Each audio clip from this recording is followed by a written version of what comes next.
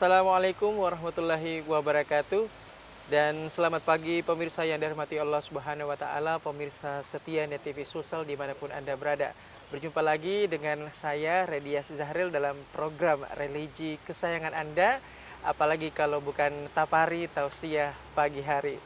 Langsung dari Hotel Maxwan, Jalan Taman Makam Pahlawan, tentunya Tapari akan membersamai Anda di rumah.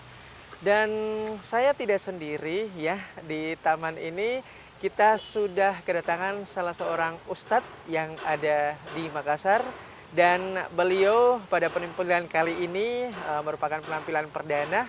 Kira-kira siapa beliau ya? Kalau begitu kita langsung saja sapa dan kenalan dengan ustadz kita pada episode kali ini.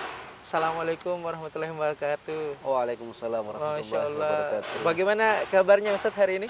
Alhamdulillah sehat seperti Kak Redias lihat hari ini. Alhamdulillah. Nah, kebetulan hari ini kan Ustadz kita, pemirsa saya, penampilan perdana. Boleh diperkenalkan diri dulu, nama lengkapnya Pak Ustadz ke pemirsa? Tafadhal, silakan. Baik. Baik, bismillahirrahmanirrahim. Assalamualaikum warahmatullahi wabarakatuh. Waalaikumsalam warahmatullahi Alhamdulillah. wabarakatuh. Salatan wa salaman ala Rasulillah wa ala alihi wa sahbihi ajmain amma ba'du. Pemirsa Net TV yang saya hormati, saya muliakan, pada kesempatan kali ini izinkan saya menyampaikan nama saya Takdir Khair. Saat ini saya beraktivitas Mas di UIN Alauddin Makassar sebagai salah satu dosen juga di Fakultas Tarbiyah dan Keguruan, Masya Allah. dan juga aktif di berbagai kegiatan-kegiatan seperti di ceramah takziah atau komunitas dai yang ada di Makassar. Kemudian juga aktif di berbagai kegiatan-kegiatan komunitas ya, seperti Syllabus Public Speaking, Masya ada Allah. juga Kahfi, BBC, Motivator School. Bidang pengembangan diri ya Ustadz Bidang ya? pengembangan diri, kemudian mengasah soft skill terutama dalam komunikasi atau berdakwah. Masya Allah, ini menarik, kita akan ngobrol itu setelah kita syuting Ustadz ya. Iya. Nah, untuk tema pada kesempatan kali ini di pagi hari ini yang insya Allah cerah, Masya Allah. Kira-kira tema yang akan diangkat untuk pemirsa yang ada di rumah ini apa nih Ustadz Takdir? Tema kita pada pagi hari ini yaitu menjemput kemuliaan. Masya Allah, dari judulnya saja nih sudah luar biasa sekali, menjemput kemuliaan. Kalau begitu langsung saja, tafadhal, silahkan Ustadz Takdir. Oke, baik. Alhamdulillahirabbil alamin. Para pemirsa Net TV yang saya hormati, pada kesempatan kali ini kita akan membahas satu topik yang mudah-mudahan ini bisa menjadi mencerahkan untuk pribadi saya dan para pemirsa dimanapun kita berada semua, yaitu tentang menjemput kemuliaan. Ya.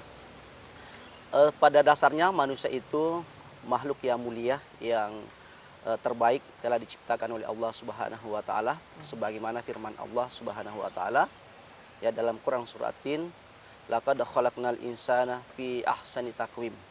Sungguh kami telah menciptakan manusia dalam kondisi, dalam bentuk yang sesempurna mungkin. Dibandingkan dengan kita, dengan hewan ciptaan Allah yang lainnya, ada binatang misalnya, ada malaikat. Nah, tentu kita diberikan fasilitas, ada hawa nafsu, kemudian juga ada akal, kemudian ada pikiran dan seterusnya.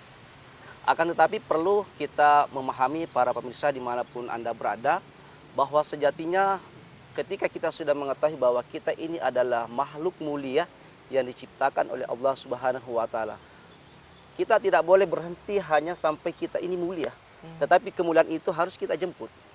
Harus kita jemput. Ya, kita ibaratkan punya kendaraan, punya motor di rumah, tapi kalau kita pergi beraktivitas tidak dipakai, ya sama aja. Kita hanya punya tetapi tidak dipakai. Maka kemuliaan itulah yang akan membedakan kita nanti dengan makhluk-makhluk yang lainnya. Nah, bagaimana cara kita untuk mengenali dan menjemput kemuliaan itu? Pertama, saya ingin sampaikan kepada kita semua bahwa kita ini adalah makhluk termulia. Ya, bahkan di ayat lain dikatakan walaqad karramna bani Adam.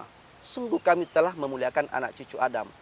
Akan tetapi kadang-kadang kita sebagai ciptaan Allah tidak menjemput, tidak menghadirkan kemuliaan itu.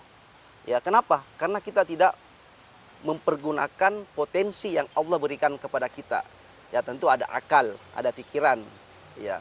Tetapi kadang juga manusia ya hanya sekedar sebatas manusia, tetapi pada prinsipnya dia melakukan hal-hal yang dilarang oleh agama. Maka ini yang dikatakan kadang-kadang juga manusia itu kalau tidak menjemput kemuliaan itu, maka dia bisa jadi lebih hina daripada hewan, kal an'am. Siapakah dia? Orang yang diberikan akal tetapi tidak mempergunakan akal pikirannya. Ya, diberikan hati, tidak dipergunakan untuk mengingat Allah Subhanahu wa taala. Ya, karena itu letak kemuliaan seorang hamba ada pada akalnya, ada pada hatinya. Karena itu sebagai hamba yang taat kepada Allah Subhanahu wa taala, ketika kita ingin menjadi orang yang mulia, maka jemput kemuliaan itu dengan cara memaksimalkan potensi yang Allah berikan kepada kita semua. Karena ada juga orang diberikan, ya kalau bahasa diberikan, oke, diberikan fasilitas akal, tetapi tidak dipergunakan.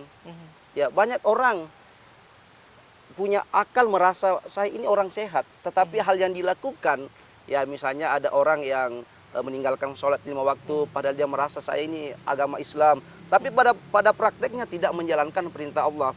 Bahkan ada yang lebih parah, ya semua hal-hal yang dilarang oleh agama itu dilakukan, padahal dia mengatakan saya ini sadar, saya ini beragama Islam, tetapi tidak dilaksanakan apa yang menjadi kewajibannya kepada Allah Subhanahu wa taala. Ya, bahkan dikatakan dalam Al-Qur'an, kadang-kadang pula kita ini sebagai manusia jauh lebih hina daripada hewan. Ya, siapakah dia orang yang jauh lebih hina daripada hewan?